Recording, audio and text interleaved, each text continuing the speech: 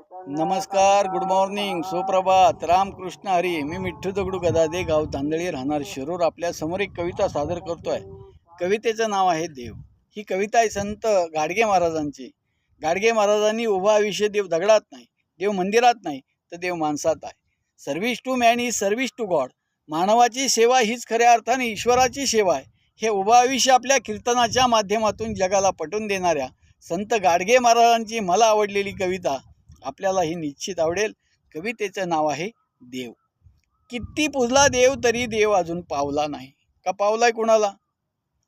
किती पुजला देव तरी देव अजून पावला नाही.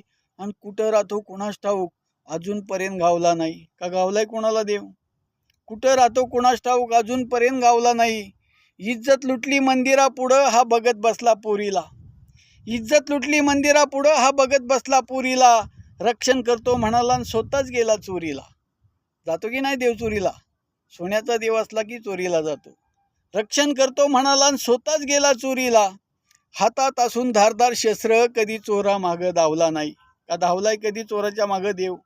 हातात असून धारदार शस्त्र कधी चोरा मागं धावला नाही. आणि कुठं राहतो कुणास ठाऊक अजूनपर्यंत गावला नाही.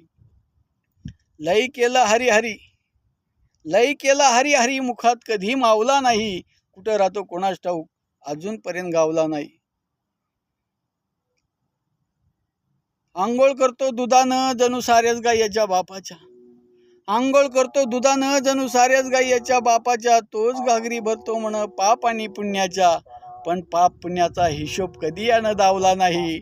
आणि कुठं राहतो कुणास ठाऊक अजूनपर्यंत गावला नाही. खरंच अजून देव कधी कुणाला सापडलेला नाही. देव जर पाहायचा असेल तर जे का रंजले गांजले त्याशी म्हणे जो आपुले.